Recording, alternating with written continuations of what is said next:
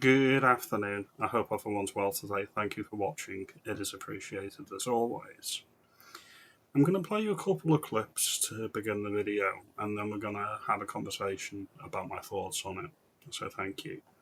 We are going to look at three images, or three clips, and I want you to tell me which one you think the government thinks is problematic. So we'll go through them now.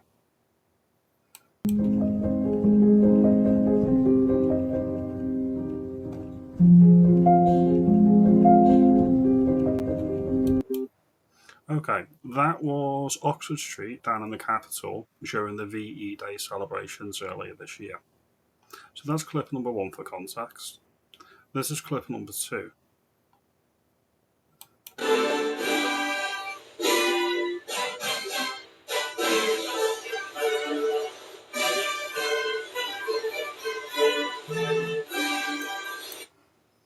Those are the England flag, or the flag of St. George, in a street close to Birmingham.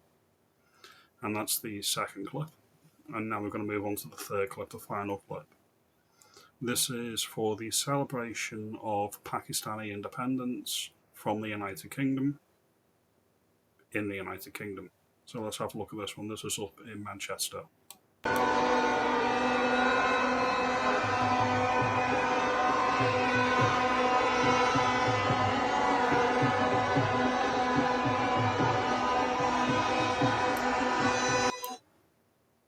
If you guessed that the third clip was the problematic clip, you were wrong. If you guessed that the first clip was problematic, you were wrong. It's this one, the second clip. This is the one the state deems problematic, and we're going to get into why in a moment also. I'm going to bring up this article first of all. Flag rout in Birmingham. St. George's and Union Jacks could put lives at risk, council stays. Just for the record, this used to be an English city, Birmingham. It's no longer an English city. The British people, specifically white British, are a minority in Birmingham, just like they are in London and they are in Manchester. So that might explain why this clip is no longer problematic in the large urban centres, specifically in England. Now, the reason why they don't want the St. George's flags up is it's twofold. And the Union flag or the Union Jack, there's a specific reason for that as well.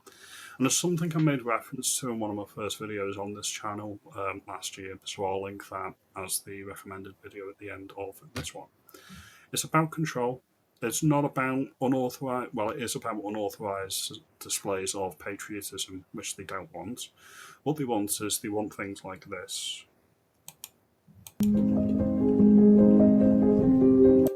They want state-sanctioned acts of patriotism that everybody can get behind. They don't want patriotism that is off the cuff and they can't easily categorise and reference that as politically correct. We're going to get into the meat of the article now. Okay, so let's just have a look now. First part of the article I'm going to bring up is this one. Placing all unauthorised attachments on street furniture, particularly tall structures like lampposts, can be dangerous. So they're coming at it from a health and safety angle. Nothing about the application of common sense. Nothing about, I don't know, giving leeway where leeway is due. No, come down on it hard and fast. Of course, if they were Palestine flags, they probably wouldn't be taken down because that would harm community tensions. But if the community that you are protecting is a majority in the city, even though it's nationally a minority, they still get preferential treatments. Double standards all over the place. I'm going to further read this article. Highway staff will now remove flags on all attached lampposts as they prepare to upgrade the city and its streetlights. To carry out the improvements, the lamp columns need to remain free from attachments, including flags, the council said. Spokesperson added, lampposts and other street furniture need to be protected, which is why the highway staff across the city removed around 200 advertising banners and flags that have been attached to lampposts since the start of the year. That's the official reason. As I say, the unofficial reason is they want you to conform. And any show of defiance, any show of non-conformity, and they'll come down on you like a ton of bricks. Finally, the sudden emergence has sparked a huge debate among residents, which many voiced in support for the initiative on social media.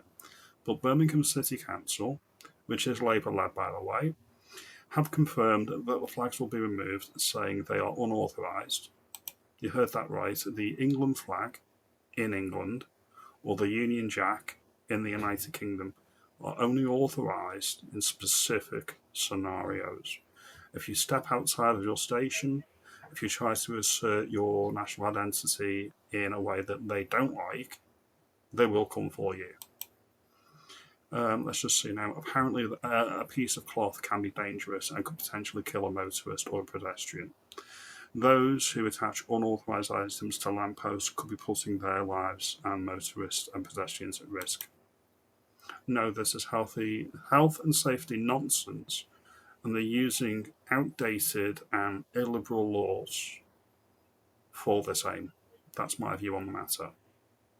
I read this article early in the year as well, and if you look at it, on the face of it, you would be understood to think households flying a Union Jack flag will get a £2,500 fine.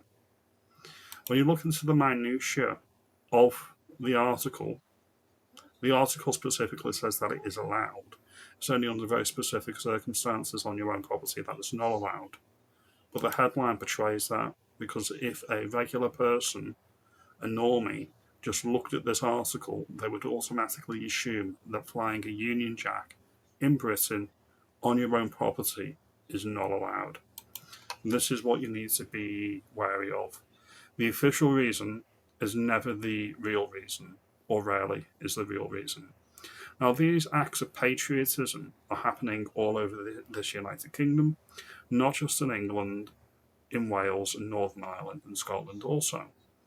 I've always found that me personally, my layered identity as a Cheshire man in England, of Britain, there's no contradiction there.